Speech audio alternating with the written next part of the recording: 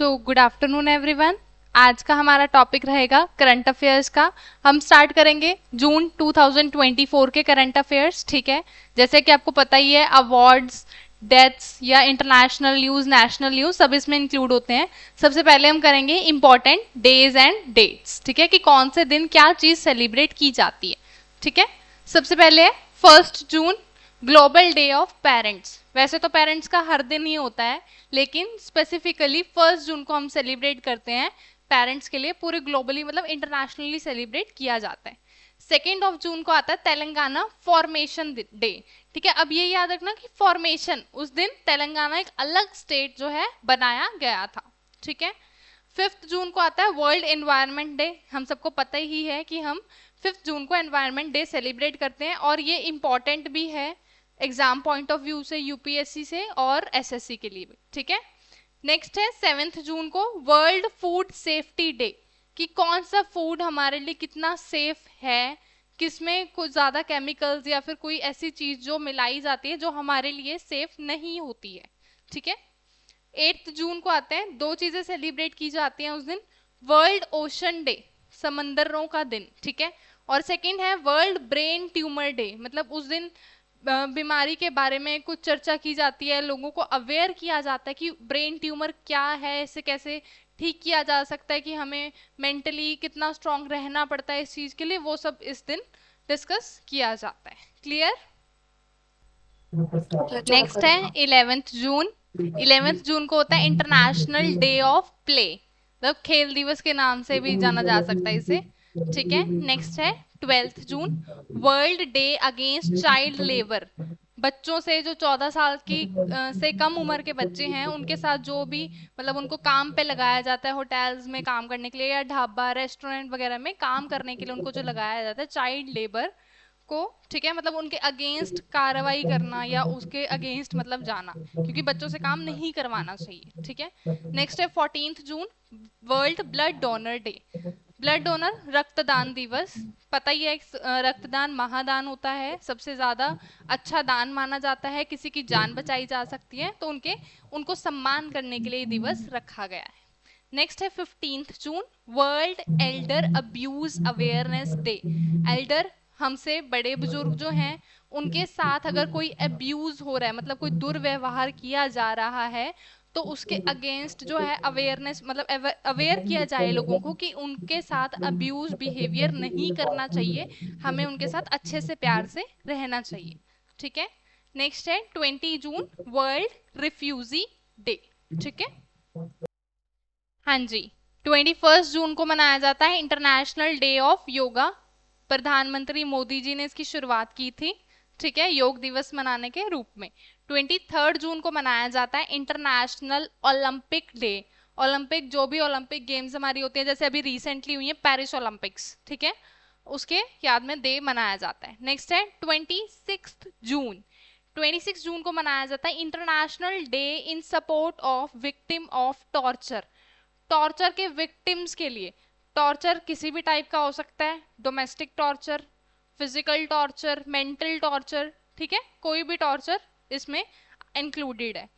Next है same day 26 को ही मनाया जाता है international day against drug abuse and illicit trafficking. Trafficking, human trafficking की जाती है। ठीक है, चाइल्ड ट्रैफिकिंग की जाती है, लड़कियों को बेचने का काम, या फिर बच्चों को जबरदस्ती मतलब घरों से उठा के, या उनके माँ बाप को, जैसे गरीब माँ बाप होते हैं, उनको बहला फुसला के कुछ पैसे देके उनके बच्चों को वहां से ले लिया, और हाथ पैर तोड़ के या फिर उनको भीख मंगवाना शुरू करवा दिया। ऐसी type, that is known as trafficking. ठीक है, नेक्स्ट हम करेंगे नेशनल न्यूज स्कीम्स कॉन्फ्रेंस, कोई कैंपेन चलाया गया, ये सब। ठीक है, सो फर्स्ट है most important, over 64 crore people voted in Lok Sabha election 2024। ये रिपोर्ट सबमिट की गई है इलेक्शन कमीशन के द्वारा कि इतने ज्यादा लोगों ने इस बार इंडिया में लोकसभा के जो चुनाव हुए हैं उसमें अपना मतदान किया है। ठीक है, वोट किए। World record created by India. India का ये वर्ल्ड रिकॉर्ड बनाया गया है इस बार इंडिया के द्वारा, क्योंकि इतनी ज्यादा वोटिंग, इतनी तादाद में वोटिंग फर्स्ट टाइम हुई है इंडिया में। नेक्स्ट है पीएम मोदी लॉन्चेस एक पेड़ माँ के नाम कैंपेन। पीएम मोदी जी ने एक मुहिम चलाई है, एक पेड़ माँ के नाम, ठीक है, क्योंकि अब देखो पेड़ लगाने सबसे ज्यादा जरूरी है, हमें भी पता है, ठीक है।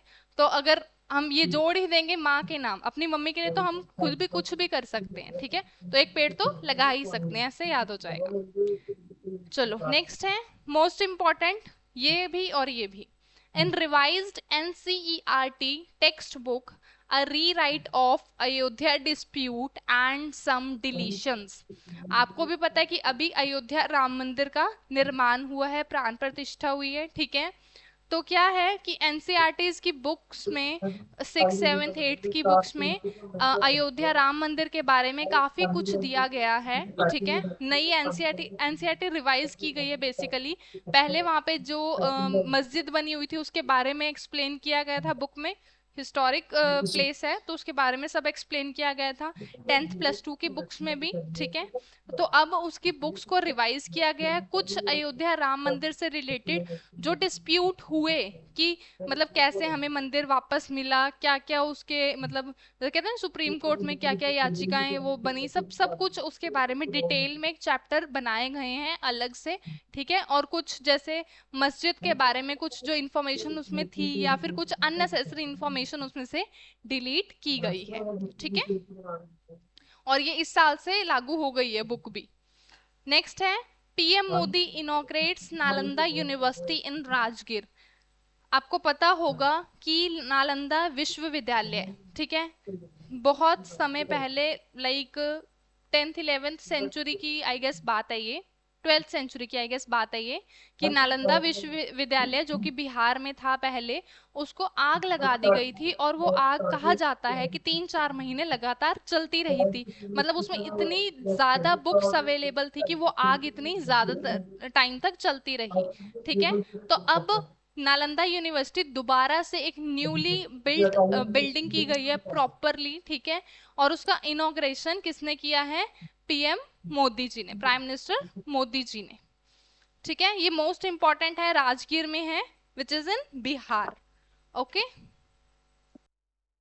हाँ जी, तो नेक्स्ट न्यूज है, नेक्स्ट करंट अफेयर।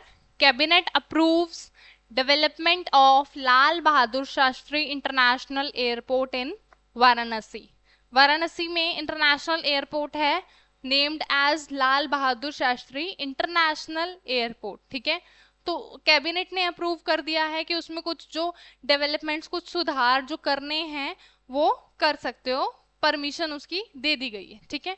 नेक्स्ट है important, most important, India brings home 100 tons of gold from UK. India brings home, अब देखो होम की बात हो रही है, मतलब एक चीज का अपने ही घर वापस आना, यानी कि वो चीज हमारी थी अपने घर पे अब वो वापस आ गई है। यानी कि इंडिया ने जो बाहर सोना बाहर के बैंक्स में रखा हुआ था उसमें से 100 टन गोल्ड जो है वो इंडिया ने यूके से वापस मंगवा लिया है, ठीक है। उसके कई कारण हो सकते हैं कि अब जैसे वॉर चल रही है, अगर वॉर का हिस्सा इंडिया को बनना पड़ा तो उसमें काम आएगा, कुछ मिलिट्री डेवलपमेंट करनी हो, ठीक है, या फिर और भी कोई डेवलपमेंट्स के लिए काम आ सकता है, कोई इमरजेंसी सिचुएशंस के लिए काम आ सकता है।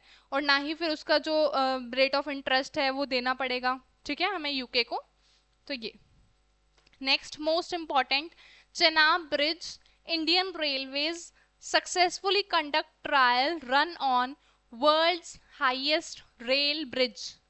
चेनाब रिवर के ऊपर, ठीक है, एक ब्रिज बनाया हुआ है जो पूरे वर्ल्ड का वर्ल्ड्स हाईएस्ट रेल ब्रिज है, जिसके ऊपर से रेलगाड़ी यानी कि ट्रेन जो है जाती है, ठीक है। लेकिन काफी टाइम से उसके ऊपर कोई जो ट्रेन है वो नहीं जा रही थी, ठीक है, उसे रोका गया था। लेकिन अब इसका दोबारा से ट्रायल जो है किया जा रहा है, और वो अगर सक्सेसफुल हुआ तो उस वे से जो है ट्रेन को गुजारा जा सकता है। मतलब ये अभी टेस्ट हो रहा है कि वो कमजोर तो नहीं हो गया है ब्रिज, या उसमें कुछ मतलब इनोवेशंस करनी है, कोई और डेवलपमेंट की रिक्वायरमेंट है। ऐसा ना हो ना कोई ट्रेन हादसा हो जाए और सारा कुछ नदी में गिर जाए, है ना। तो इसीलिए अभी फर्स्ट इसका ट्रायल लिया गया है, पूरे वर्ल्ड का हाईएस्ट रेल ब्रिज है, ठीक है।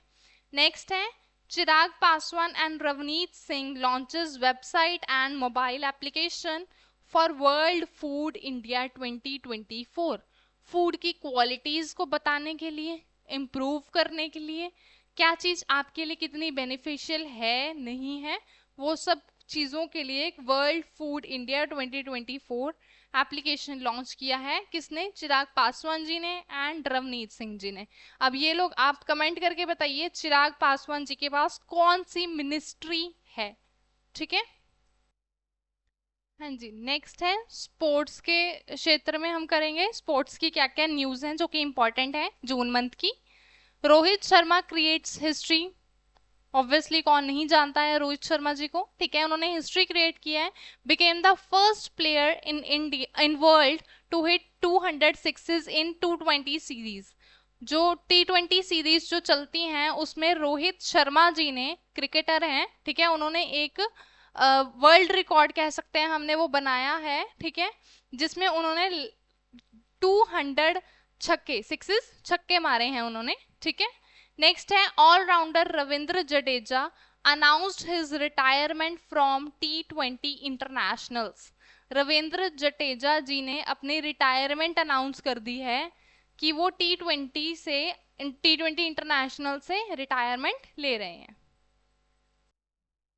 ऑलराउंडर रविंद्र जडेजा जी ने अपनी रिटायरमेंट T20 इंटरनेशनल से अनाउंस कर दी है, ठीक है।